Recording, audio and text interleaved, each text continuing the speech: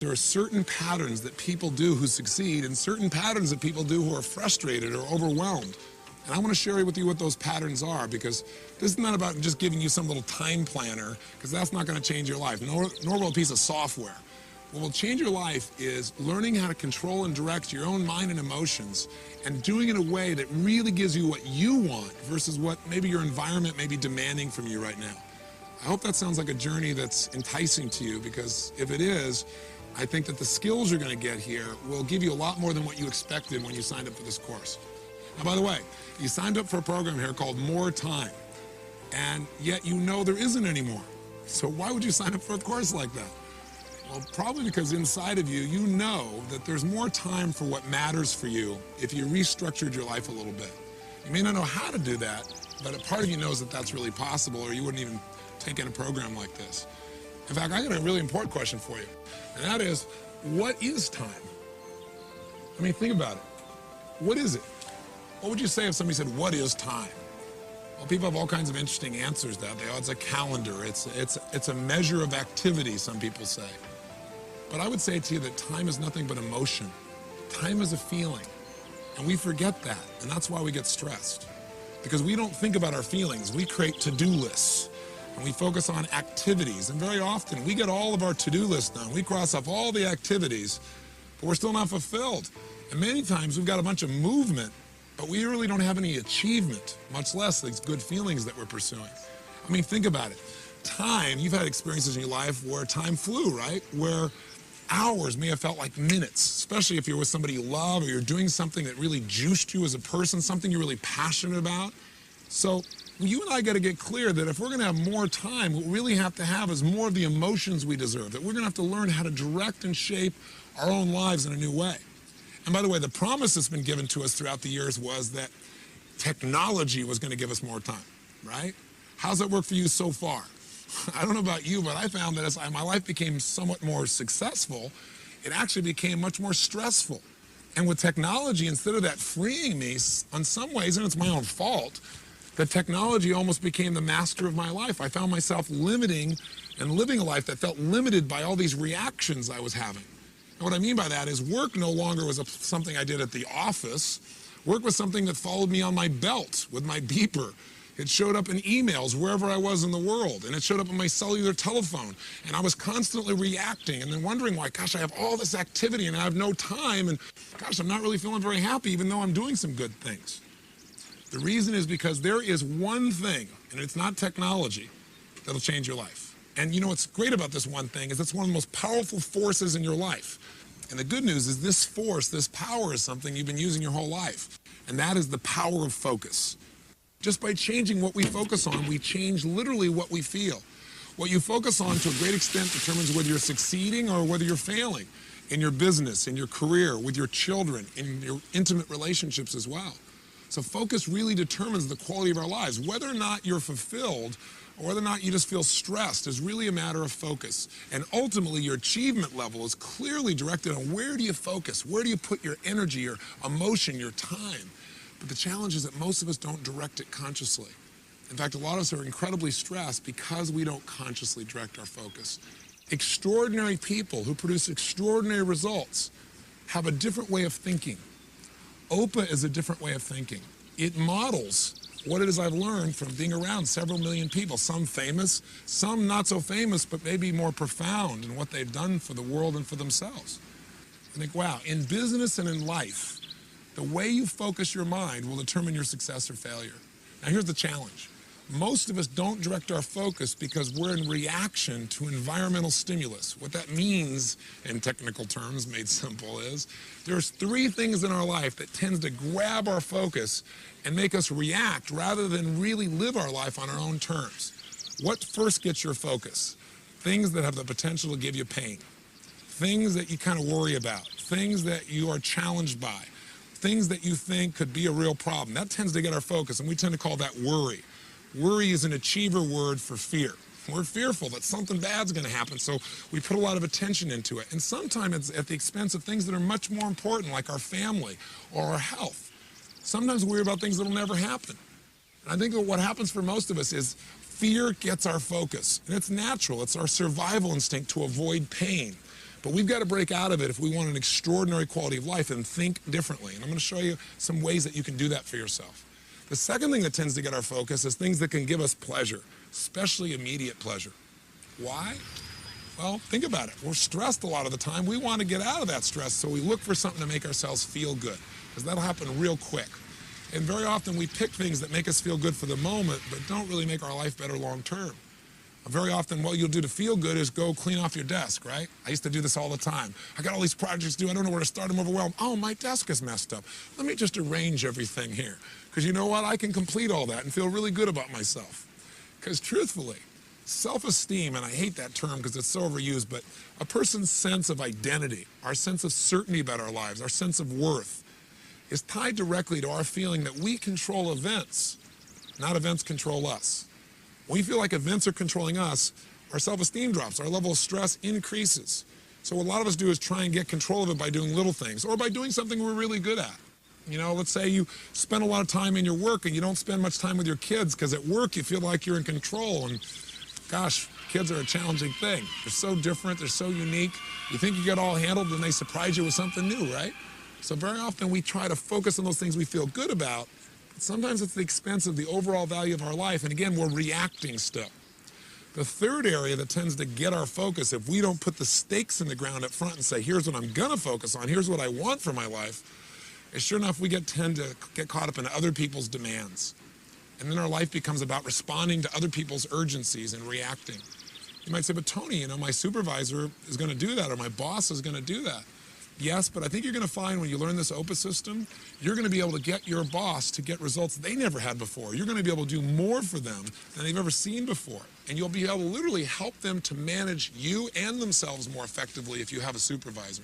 If you're in charge, quote unquote, then I think you're going to find that there's going to be a great deal of fulfillment and you won't be responding to everybody's demands there either. Does that sound like it might be useful? I can tell you something, as long as you're responding to the things that concern you, the potential for pain or worry, as long as you're trying to get a quick fix of feeling good, as long as you're responding to people's demands, you're living a life of reaction, and you won't get the level of fulfillment, much less the results that you really deserve. So how do we turn that around? Well, first of all, you gotta understand the price of focusing on what you fear. And I'll give you a fun, simple example. Years ago, I took up a fun sport, which is auto racing. And when I first went to this racing school, the very first time you get there, here's what they do with you. They put you in a car, and they say, we're going to show you what an automobile is capable of and what you can do. So you get next to this race car driver, and they take you through this course, and they're going 140 miles an hour straight at a wall in a corkscrew turn, and your heart's beating out of you, and they do it. And by the end of this thing, they look at you and say, you know, in 4 days, you're going to be able to do this. And you think to yourself, you're joking. There's just no way this is going to happen. But they say, let me tell you the secret. The reason you're scared right now is you don't know what you'd do if you got out of control. You don't know what you'd do if you got caught up in a spin. And I said, so before you ever learn to drive, the most important skill that you got to develop is learning how to come out of a spin quickly. And when the man was telling me this, I thought, God, what a great metaphor for life. Because we all do really well when things are going well. It's when we go into a spin, when things aren't working out well, when things that are stressful happen, that we kind of lose control of the direction of our lives and start reacting, and pretty soon our fear tends to cause us to end up on the rocks or in the wall, so to speak. So I said, okay, well, what's the secret? He said, it's really simple, Tony. Here's how it works. Here's how you come out of a spin. Focus on where you want to go, like this left-hand turn we're going to need to make. Don't focus on the wall in front of you. If you focus on what you fear, the wall, guess what happens? The minute you focus on it, you steer in the direction of what you focus on, and your life or your car moves that direction. If you focus on what you want, you will automatically steer everything in the direction of what you want. He said, do you ever hear about, you know, somebody driving down like a desert highway, and there's like a telephone pole every quarter of a mile, and this guy's driving his Porsche 100 miles an hour, and it's the telephone pole? And I said, yeah. He goes, that happens all the time. He said, you know why? As soon as people start to feel like they're out of control, they focus on what they're afraid of hitting, and they drive right into it. And I thought, that's a great metaphor for life. He said, so all you got to do is don't get scared. Even if you do get scared, you will. Even though you're fearful, focus on what you want, not what you fear. I said, no problem. I teach this stuff. How do you think I did? Not very good. Because what happened was he was smart. He got me driving for a while, and I was concentrating, and I was waiting. I knew any moment he's going to do this. But see, life doesn't give things to you. It doesn't give you challenges when you're ready for them. It's like just when everything's going great, that's when life comes by and gives you a little test. That's like when our Creator says it's time for you to grow and you're not ready for it, so you're going to grow the most right now. And so sure enough, I'm driving for 10 or 15 minutes. I'm waiting for us to push the button. After a while, I kind of just get caught up in the rhythm stuff, you know, kind of like getting caught up in your life. And all of a sudden, he pushes the button. We start spinning out of control. What do you think the first place my brain goes? Wham, right at the wall. I'm driving right into it. He is smart, though. He wants to save our lives. He grabs my head and forces me to look in the direction we need to turn. And I'm fighting him because I want to see myself die. Right? Fortunately, keeps holding my head. Now, as I turn and focus on where I want to go, without realizing, what do I instantly do? I turn in the direction of what I want. Now, I got a question for you, though. Do you think the minute you turn and you do the right thing, because now I'm doing the right thing, I'm turning the right direction, do you immediately get rewarded for that? See, we have a thing called momentum that's still going on. We're in what we call lag time right now, where we're doing the right things, but we're not getting the reward because of the old momentum. It's kind of like you ate like heck for 30 years and now you've eaten well for 2 days and you go, gosh, I'm not getting the result yet. Keep focusing, keep eating the right way, and it'll turn. But you got to keep the faith. You can't look back at the wall because that's what you want to do. You want to look back and go, it's not working. I want to see the failure. I want to see the crash. Fortunately, he keeps holding my head. And what happens? Sure enough, we turn. And a few seconds later, the wheels catch and we turn and we miss the wall by about 2 or 3 feet. My heart is beating out of me. He goes, did you learn? I said, I learned. Did I learn? No. It took 3 or 4 more times of doing this, of him forcing my head before I finally got it down. I got a very important question for you, though. If you focus on where you want to go, are you guaranteed not to have problems, guaranteed not to hit the wall? The answer is no. You could still hit the wall. But let me ask you an alternative question. If you focus on what you fear, if you focus on the problem, if you focus on the challenge ahead of you, and you drive yourself into that, are you going to crash? The answer is 100% yes. So there's no guarantee in life, but if we focus on what we want, our outcome, which is what OPA stands for, the first O in OPA is outcome. What do I really want? If we focus on that, our chances increase geometrically. If we focus on our fear, we got a real problem. So the obvious question becomes, okay, well then how do I control my focus, Tony? Do I just think positive? Well, let me give you a clue. I don't believe in positive thinking. I don't believe you should go to your garden and say, there's no weeds, there's no weeds, there's no weeds, and do a bunch of affirmations. I got news for you. The weeds will take your garden. I believe in something really simple. I believe in seeing life as it really is, but not worse than it is. See, most people say, well, I'm just a skeptical person. I'm just a pessimistic person. What they're really saying is I'm fearful. I don't want to get my hopes up. I don't want to be disappointed again.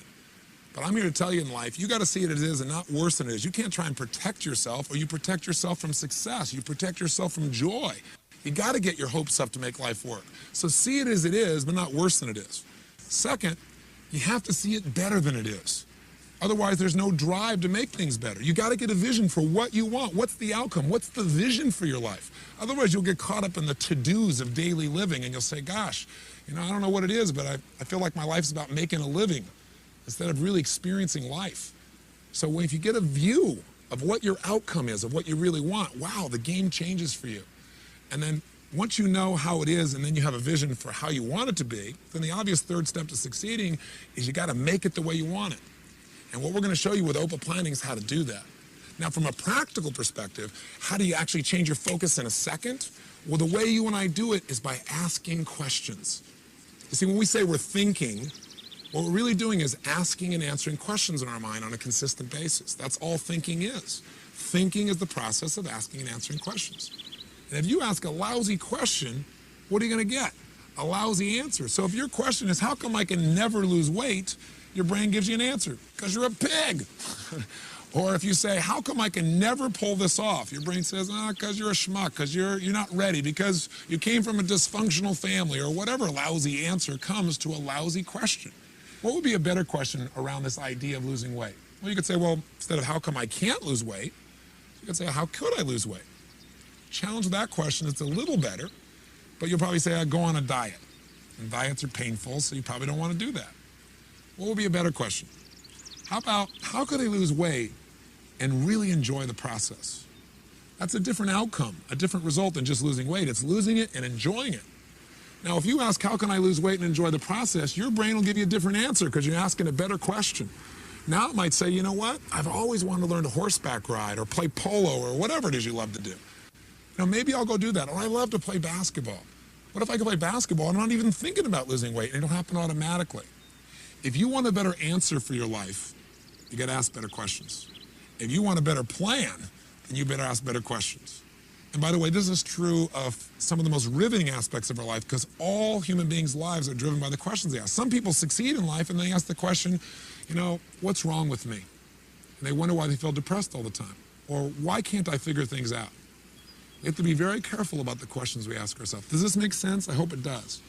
Whether it's a Martin Luther King asking a question about his dream and how we can have equality, or whether it's a fun quote or a powerful quote, or whether it's a question of a leader like Robert Kennedy, who we know the famous quote said, some people see things that were done and they ask why. I look at things that were never done and ask why not.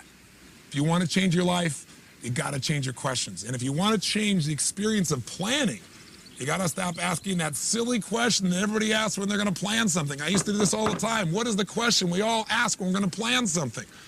What do I need to do? That is the wrong question. So why is that a lousy question? Why do we not want to start out when we're trying to plan our day or a week or a month or a life by saying, what do I need to do? Because you don't know the answer of what you need to do until you decide what it is you want. What is it you're looking for in your life? I mean, if you think about it, we've seen all these new time management systems come out, and I've used them all, and they all added some value to my life. But none of them really helped me to achieve at the level I now achieve, and they certainly didn't help me to really be fulfilled. They were about making up my to-do list of all the things I needed to do, and I found myself at the end of the day, even when I crossed everything off, very often still not feeling fulfilled. Because a lot of times I got everything done, but I didn't really achieve anything, and I've learned in my life not to mistake movement for achievement. See, 100 years ago, 200 years ago, maybe it was okay to make a to-do list because life wasn't that complex. The thing today is you're the mom, you're the dad, you're the husband, you're the wife, you're the lover, you're the community activist, you're the top peak performance athlete, you're the marketing manager for the company, you're part of the coach of the Little League team. And what you need to do depends on, are you being a mom right now, or are you being a business person? Are you being a lover? Or are you being a best friend? Are you being a daughter? Who are you being? And we can't just try and manage all these roles also of our lives and expect we're going to have a life that's fulfilling when there's so much going on. We need a simple system that will help us before we try to design a plan for our time, to really design a plan for our life. And that's what you're going to do starting today. And it's not perfect, and it isn't something that's rigid. It gives you all kinds of flexibility. But it allows you to decide, hey, these are the areas of my life I'm really going to focus on. I'm going to make sure I put a certain amount of my time and focus right here in my family, right here in my physical body so I have the energy I want, right here in my emotional well-being, right here as being a marketing manager, right here in my business and empowering the people that I work with so that we have a great environment, that we don't just get results, but we have fun. So we're going to show you a system for how to do that. And once you have the plan for your life, then your planning will not start with that silly question of what do I need to do? That's a lousy question. You're going to ask a different question. You're going to ask 3 of them and in a very specific order. And I'll just tell you up front, it's really simple. The OPA word stands for the 3 questions. Before I tell you the 3 questions, let me tell you what anyone who succeeds knows. You find anyone who's successful in any area of your life, business, finance, emotion, they're happy, they're fulfilled. Here's what they know. Number 1, they know what they really want. Most people don't know what they really want. They don't know what we call their outcome, their result. And when you don't know what your outcome is, when you don't know what you really want, life can be really frustrating. Life becomes a bunch of things you have to do. And it doesn't give you any juice. You don't have a clear direction for your life. And without a clear direction, very often you end up on the rocks of life. You just don't have the guidance. You don't have that sense of that my life has some kind of meaning. The second thing that people who succeed know is not only what they want, but why they want it. Because the reasons are what drive us as human beings. That sense of purpose, that's where the emotion is. That's where the juice is. Not just getting a target, but knowing why we want that target. That's what will get you to have the energy to actually follow through. And then the third question they know is, what do I need to do to make that happen? And people that know what they really want and know why they want it can usually figure out how to make it happen because they got enough drive and enough clarity about what they want. So OPA stands for those 3 questions in a very specific way. Let me tell you what OPA gives you, freedom. Because what happens in life is most of us think our to-do list has to get done. Many times you don't have to do your whole to-do list. Most of us know that 20% of what you do gives you 80% of your results in life, doesn't it? And so what we're going to show you how to do is to have more flexibility, have a lot more choices, and get more results with more fulfillment by taking it through these 3 questions. And I want to point something out. OPA is not a time planner. Again, it isn't a book. If you open this book, you go, well, it's got a calendar and it's got an A through Z, and so do all these other programs. Or here's a nice piece of software. That's not OPA. OPA is a simple system of thinking that will change your focus, which will immediately change how you feel. It'll change the direction you're heading. It'll turn you in a different direction, and it'll get you a different set of results. Not only is it a simple system of thinking that changes direction and results, but it'll also make you feel fulfilled. Because think of it, the only difference between work and play is your purpose. A lot of people, when they're playing, do things that are really actually hard work. But they don't call it hard work because they say it's fun, because they decided, I want to do this. This is a cool thing. This is competitive, or this is creative, or this is strong. And everyone I know who succeeds, their work has become play for them. They have really found a way to enjoy what they do because they found an empowering purpose. Activity without purpose is the drain to your life. It's a drain to fulfillment. It's a drain to achievement. So we're going to get these little simple questions, and we're going to show you how to use them in a practical way. This book will guide you to get greater results and greater fulfillment. That's the whole process of what OPA is really about. Part of what OPA is going to do is you're going to put the stakes in the ground and say, these are the most important things in my life, and I'm going to focus on them daily. And you're going to start noticing things that will bring you closer to what it is you really want. If you focus on a to-do list, guess what you get? More to-do lists, more lack of fulfillment, more things to have to do. I don't want your life to be about being a human doing. I want it to be about a human being where you experience what you really deserve and what you really want.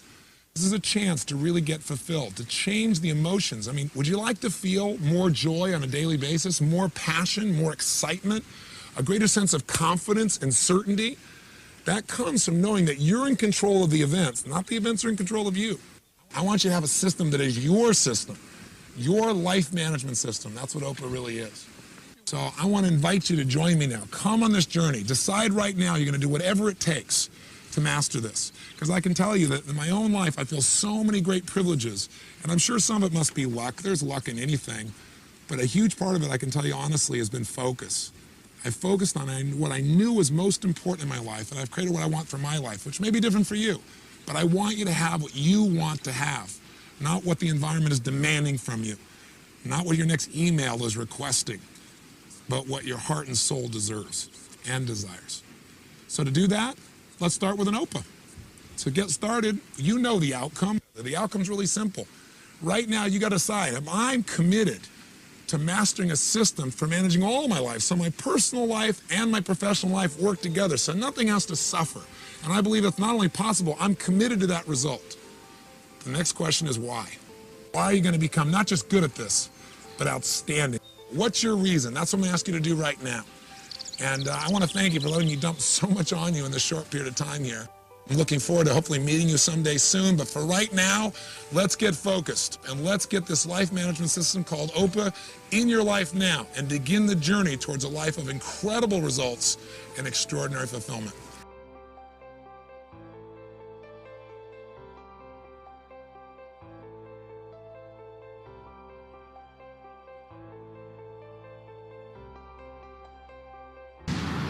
You know, we're living in a time in which stress seems to be almost epidemic, especially for achievers. Everybody talks about being stressed, especially those people who are really trying to do something meaningful, really accomplish something.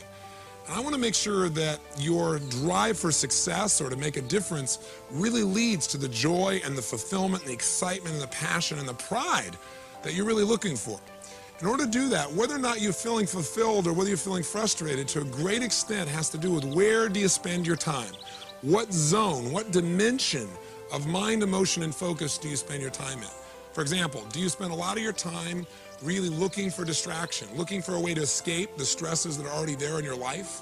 Or do you spend more of your time getting seduced by things that really aren't important, but they appear to be urgent, and you kind of delude yourself into saying, well, I got to do this right now, when really, truly, you don't have to do it right now, but you add that additional stress? Or do you spend your time in drama, where you're doing things that really are important and they're really urgent? You got all these deadlines that have to be met right now.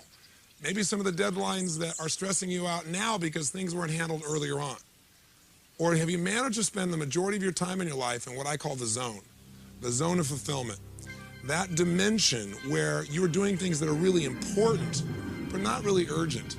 And as a result, you tend to be at your best because you've taken away the stress. Take a look at what I call time targets. So let's start on the outside as this assembles now. The outside circle here is really where most people spend their time. It's in escape. In fact, it's doing things that are not urgent and they're not important. I call this the dimension of distraction.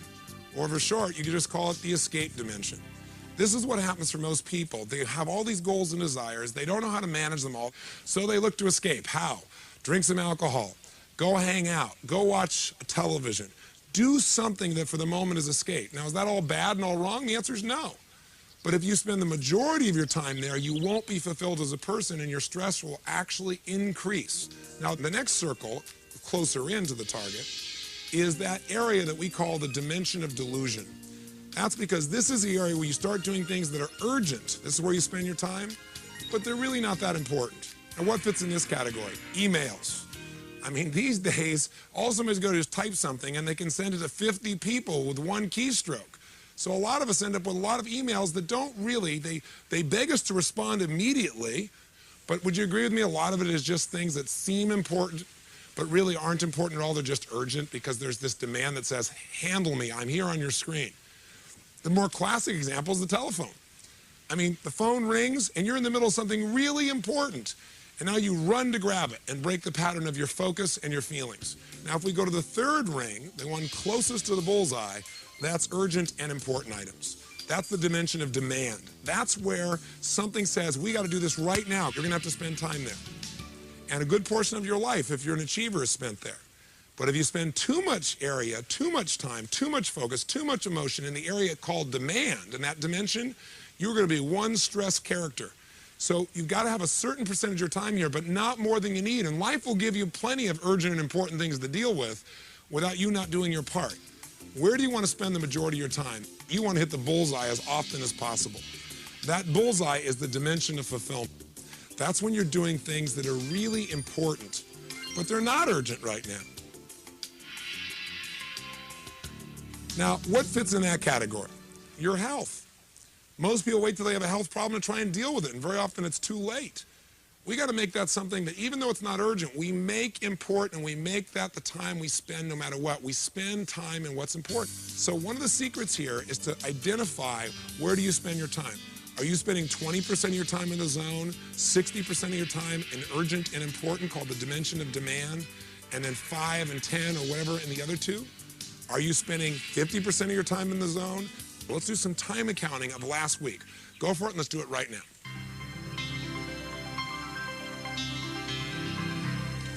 So what did you discover? Where are you spending your time? The optimum time, the goal, is to spend close to 50% of your time doing things that are important but not urgent, at least 40% of the time. If you're in that 10 or 20%, I know you're going to be stressed and you're not going to be as effective as you could possibly be. Does that make sense? People in my company will tell you, I believe that anything we really want to get done, if we're committed, there's a way to do it. There's some form of leverage. Someone else could speed it up for us. Someone else we could trade with. We could do something with. We could make it happen. Boy, if you could do that, your life would feel more fulfilled. Is it singing, a dance class, walking on the beach, time alone, time with a friend? I don't know what it is, but what is it for you? Maybe write those down. Guess what will bring you to the zone day after day after day? Oprah. When you ask that question, what's the most important outcome to me? It'll cause you to focus on what's most important to you, not just what's urgent. But what will bring you there is this life management system and this focus on outcomes. So have I sold you yet? You got to make sure you focus on spending as much time as possible doing what's important and not urgent. Get yourself into that 40, 50, 60 percentile there, and you're in for a great time with a lot less stress and an amazing amount of joy. Thank you. I'll bet I know where you want to spend the rest of your life. In the zone, right? Well, for me, this is the zone. What is it for you? Now let's go back to Tony in Fiji, and he's going to show you, just as he's shown me, how to create the life plan that will place you in the zone. Shall I proceed?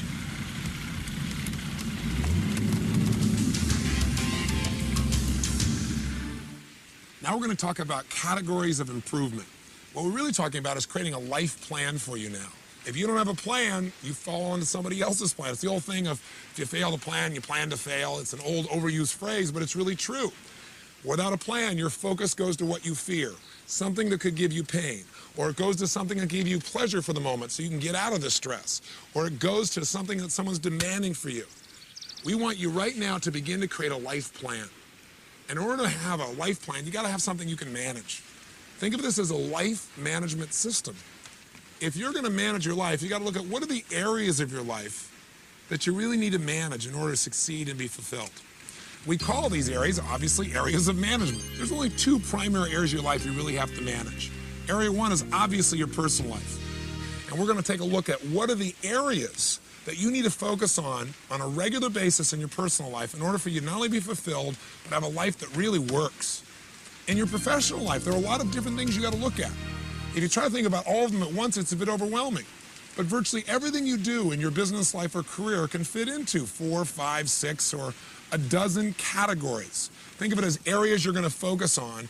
And the reason we call them categories is we don't want to just focus on them.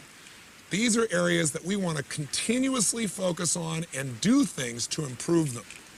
Now, if you don't come up with an area and actually define it, life tends to grab your focus. So for example, in your personal life, what would be an area that you would need to continuously focus on and continuously improve if your life's going to work? Well, one area of your life would have to be your physical vitality and health. If you don't take care of that, if you don't focus on it, does it get better automatically? You and I both know the answer is no. You have to put focus in it, and you also have to measure it. The same thing's true of your finances. Finances don't get better by just hoping. Finances don't get better without focusing on it. If we don't focus on it, our finances tend to stay where they are or get worse. Same thing's true of friendships, relationships. Same thing's true with your family. Same thing is true of your spirituality. If you don't put a focus on what you believe spiritually and making sure you're measuring that you're really aligning yourself with your creator or whatever you believe, then you don't feel that same level of fulfillment in that area of your life. So we're going to put the stakes in the ground and say, you know what, I'm going to have a life plan that's going to require me to continuously measure my progress in each of these areas. And I'm going to set specific goals in each of these areas. And when I go to plan my day, instead of saying, what do I need to do? I'm going to say, what's most important for me to achieve? Because unless you come up with those categories, your focus will go to the urgencies of the moment, and you'll be pulled out of the zone, and you won't get the results or the fulfillment you deserve. Think of it this way. You cannot manage what you can't measure. So you got to stop and measure it and say, this is what it's going to be, and this is how I'm going to achieve it. In fact, and a good metaphor for it is this, the little wheel of life. It's just a simple thing. And let's have you watch us do it, and then do it for yourself. Like, for example, in this person's case, we'd say, where is this person in these 6 areas? Their physical body, where are they compared to where they want to be? If the dot in the middle here is 0 and the edge of the wheel is 100% of where they want to be, where are you? Are you 100%? Are you a 10 physically? Or are you a 5 or a 3 or a 7? Let's say this person says, well, I'm about 70% of what I'd like to be ideally. Okay, well, let's figure out about 70% of the distance and draw a mark right now, just like we've done. Let's look at emotional life for a second. Where are you emotionally compared to where you want to be? Emotion means how much joy, how much passion, how much excitement. It's probably about 30% of where I want it to be. Well, then draw a line of it's approximately 30% like we're doing here. And let's look at the next area. Let's say your financial life. Where is it compared to where you want it to be? Well, I have very big goals. I'm about 10% of where I want to be there. Someone else may say, no, I'm 90% of where I want to be. Okay, well, mark that. Let's look at your family life. What's that like? You go, no, that's really good. I'm really happy with that. That's about 80%. Where's your spiritual life? I'd say if I was honest with myself, that's about a 50% of where I really think it needs to be. And lastly, you say, what about your career? And you say, well, my career's doing pretty good. I give that 90%. Connect each one of these sections so they become a continuous outline, forming a shape. All right, now look at the shape we've got here. If this was the tire on the car called your life, how would your car drive? Well, for most people, it would be a rough ride. The categories of improvement, having these areas you're not just going to focus on continuously, but you're going to constantly improve, have specific goals for and plans for it, and that your life revolves around, will not only take you out of overwhelm, but it'll give you the power of balance. Because for most people, they think of balance as a passive thing. Balance gives you this well-roundedness that allows that tire to go stronger and faster and produce greater and greater results while being more and more fulfilled. We have 2 areas of management. What are they? There, of course, our personal life and then our professional life. Let's just take one of them. Let's take your personal life. And let's come up with what are the areas of your personal life that you're going to continuously focus on and improve. Do you get the idea? Okay, you don't have to do this perfectly, and you can change this. It'll only take you 2 or 3 minutes. Go ahead and do this right now.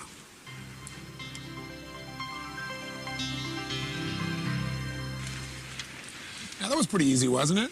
I mean, it doesn't have to be perfect, but you'll tend to notice that most people in their personal life have very similar categories because there aren't that many areas of our life that we really need to focus on for our life to be fulfilled and to be successful and for it to be balanced. Our professional lives tend to vary a little bit more because it depends on your profession. So now we're going to make that set of categories. You know, making sure I constantly improve my skills as a manager or as a salesperson or a marketer or as an accountant or as a lawyer or as a doctor. This is an area I got to constantly improve to be happy, to be fulfilled, to be successful. That's an area I got to constantly focus on. I can't just improve it once in a while. I've got to think about it and measure my improvement so I continue to have a competitive advantage and so that I feel good about my life. We want to keep that tire of your life round and strong so like a snowball, it not only moves smoothly and rapidly, but it gets bigger and bigger. So let's decide what you're going to focus on in your professional life, what you're going to constantly improve, so this part of your life is as fulfilling as your personal life as well. So let's get started. Why don't you go ahead and start right now.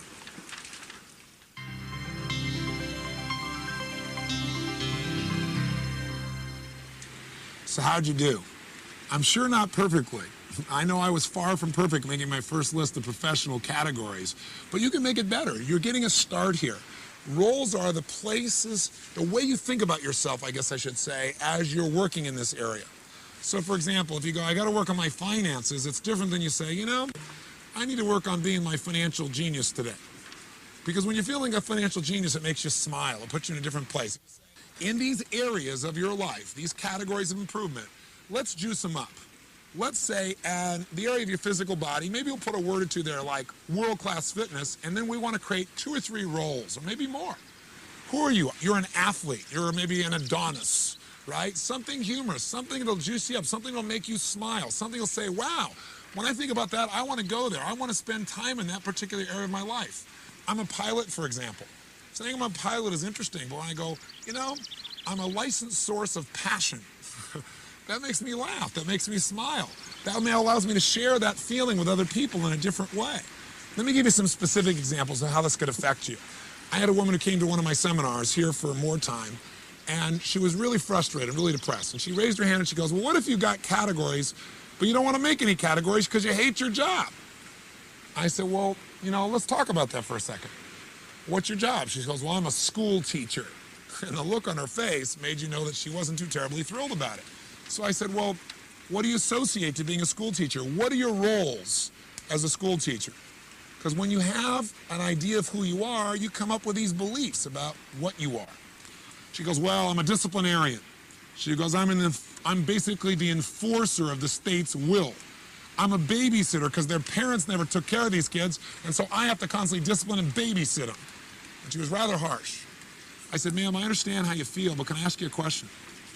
Why did you originally become a school teacher? You obviously wanted to be that at one time. She goes, well, I don't know. I thought I could make a difference. I said, what did you really want to be? What did being a school teacher mean to you back then? What was the role of that? And she said, I guess I wanted to be a developer of the human spirit. And you watched her whole face just all of a sudden change. I said, then why don't you just do that? Why don't you be a developer of the human spirit? And she said, well, I said, if you were a developer of the human spirit versus a teacher, what would the rules of the game be? Who would you be? What would you do? She goes, well, if I was a developer of the human spirit, I'd have to love every child in my class. And her whole face changed. She started to smile. I said, if you were developing human spirit, what else would you have to do? She goes, well, I'd have to make learning fun.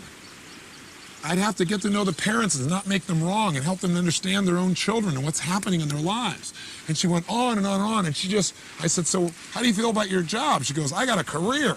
And it was that second of shift that happens when we change what something means. Words have power. They change our biochemistry. You ever had somebody call you a particular word and felt the change in your body? Words have power, the right words. They change what things mean to us. I'll give you one other quick example. A woman comes to one of our seminars, very frustrated, stressed out, hates her job. What does she do? I'm a stockbroker on Wall Street. Or what do you do as a stockbroker? Well, you got to go cold call a bunch of people and trying to get them to give your money. And then you got to follow up all the time. And I just hate it. I said, okay, well, you can change the job. But before you do, you know what the problem with changing jobs is? You take you with you. You always think it's the company's the problem, and you go to a new job, it feels okay for a while, but pretty soon you're back to the same problems. I said, what we got to do is change your mentality, your psychology. I said, did you ever enjoy this? She goes, well, in the beginning, I was kind of excited about it. I said, let me ask you a question. What are you really being? What would be a role, a way of describing what you do that would make you grin from ear to ear? What do you really want to be? She goes, well, I want to be a mover and shaker. And I said, well, you're on Wall Street. You work for one of the biggest firms in the world. You're doing quite well. I said, maybe that's what you are. And all of a sudden she smiled and she goes, damn right I am. I said, what else are you? When you're making cold calls, forget that. Who do you want to be when you communicate with people on the phone? And she said, a treasure hunter. She said, I want to search for treasure. I want to help people. I want to get them to give me some of their money and go use it to find treasure for them and help them expand their treasure. And just her entire psychology changed. So what I want you right now is I want you to take each of these categories you have, both in your personal life and professional life, and I want you to juice them up. Maybe make the name of the area a little bit more juicy, but most importantly, come up with 2 or 3 roles that make it fun to be there. Little things make a big difference. Let me tell you what Oprah's going to do for you. Well, most of the stuff you know, but maybe you have your own words for it, or maybe at times you do this and other times you don't. All I'm doing is giving you a set of words, a system that you probably already do at times, but by knowing what it is, you can do it consistently and not hope some of the time you feel good and sometimes you don't. If you're heading in this direction right here and we make a little 10-degree shift with Oprah, that seems like nothing. But we take that out a week from now, a month from now, 6 months from now, you're in a totally different destination in your life. Radically different difference. And language and identity are a big part of that. But start this process right now of juicing up your life by figuring out what are the roles you're going to play in these areas that are so important in your life called categories of improvement. Let's do it right now.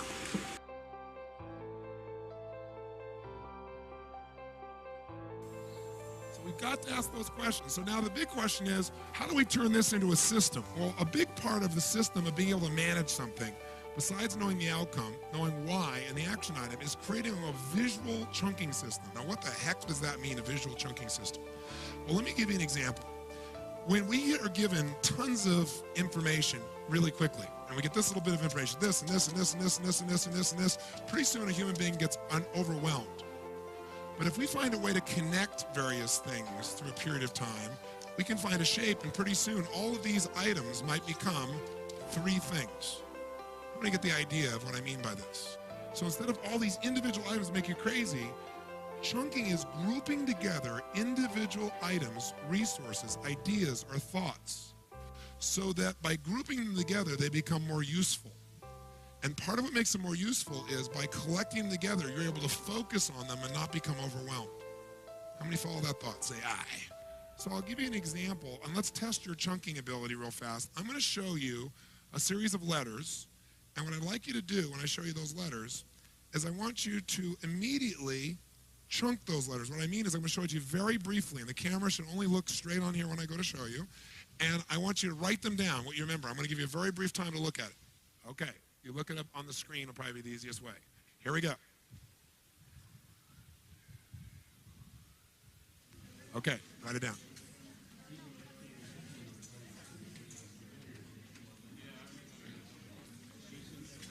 Raise your hand if you're finished. Raise your hand if you're finished. Okay, great. So I'll turn it around now and then see how accurate you were.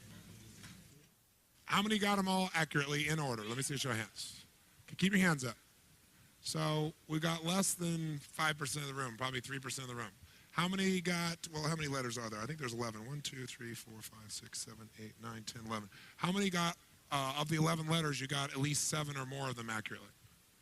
Okay? How many got less than 5 accurately? How many got less than 5? Okay, good. So what if I said to you, now how did you try to figure this out? How did you try to remember this?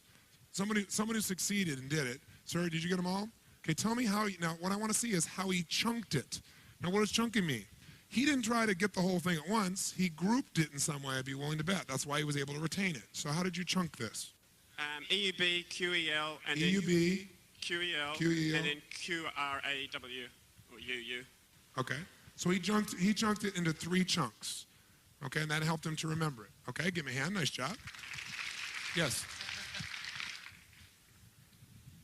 Tony, I didn't write them down, I just flashed on it and I know what the word is. You knew what the word was? Yeah. Okay, what's the word? Albuquerque. That's correct. What if I wrote it this way? How many of you would have been able to write it down? Can you see it? How many of you wrote it out that way, you would have been able to write it down immediately? Let me see a show of hands. Sure, because you recognize Albuquerque, because Albuquerque is 1 chunk for most of you. But it was all these things that were random, most of you weren't able to get it. So many of you tried and failed. Let's see why you did. Now, are you from Albuquerque? Do you know anybody in Albuquerque? I live about 100 miles from there. Why would he be able to see that when it looks nothing like Albuquerque? Because when something becomes part of your focus, like when you buy a certain car or you buy a certain outfit and all of a sudden you see that car or outfit everywhere, well, once you do that, all that information was always around you, but it's become important. So part of your brain sees anything that would relate to it. That's also what happens when you have a clear outcome. When you have a clear outcome, suddenly you start seeing Albuquerque where other people see nothing but a mixture of stuff. You start seeing with your outcome how to achieve it where no one else can figure it out because you have a clear outcome. I did this once in a seminar a couple of years ago, and the lady said, I know where it is, it's Albuquerque. And I said, do you live near Albuquerque? She said, no. Ever live near? She said, no. I said, you have a lover in Albuquerque, don't you? And she went, no, I don't. And everybody saw her face. She was in school, and she started laughing. She goes, well, I do have a lover. How do you know I have a lover? Because I know the person either had a proximity or something. They had an emotional association to unscramble something with no help. In a matter of, I gave it to you for 5 seconds. When you become emotionally associated to something or you have clarity of something being important, your brain figures the whole thing out. That's what the value of outcomes are. Is that pretty powerful? Now, how many could have gotten it here? Come on, how many could have got Albuquerque here? If I did it this way, you could have written down the letters, say I, because it would be chunked differently. So who else got it, though, this way?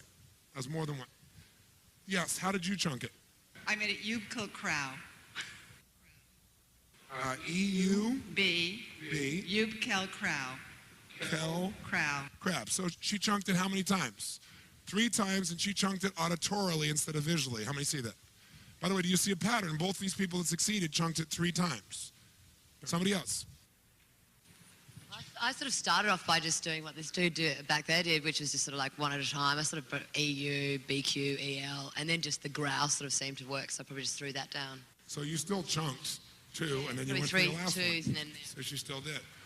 Chunking in 3s is the most common. For most people, someone showed this with me the other day, chunking, they chunk like this. 1, 2, 3, many. When you get beyond 3 for most people, it's many. So 3 is usually, and if you try to chunk it as 1, unless you had the reference for Albuquerque, you are in bad shape. Who did not get it? Who did terribly, honestly? Because you did terribly, there's nothing wrong with you, it's just that your strategy for chunking was not effective. So sir, how did you try to chunk it? I tried to chunk it EUB, QEL, except... All this is 1? No, I tried to do it in 3, but in my language rules, U always follows Q. And so I got all confused about halfway through it. So Okay, so what happened is he tried to chunk it with 3, but he let his belief systems, he calls his rules, determine that this couldn't be, and that fried his brain. So what you have to understand is if you're going to get a job done, if you're going to take a dream and turn it to reality, you're going to have to chunk it into a bite size, not so small you're overwhelmed and can't remember it, and not so big that you're overwhelmed. And so what OPA is a visual chunking system. I'll give you one more. Let's see what you've learned. I'll give you one more example real quick here.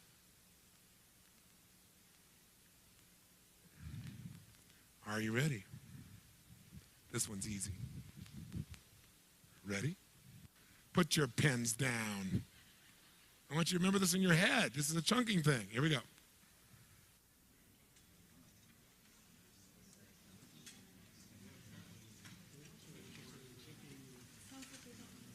How many got it? Let me see your hands. Okay, how many did not get it? Okay, those who got it, raise your hand and tell me how you chunked it. Yes, ma'am. I read it out loud to myself. I said, that says Turaparini. Turaparini. 3 syllables, 3 chunks.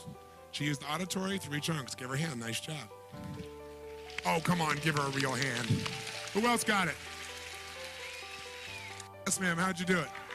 I'm a linguist, so I tend to look for the word that I know in any of the languages that I've studied. In this case, T-E-R-R-U is like earth, Oh, that's interesting. and I kept it in my mind. So Earth. And the Pyrenees in France, so I kept a mountain. So the point is, the ideal chunking system is 3 if you have no reference.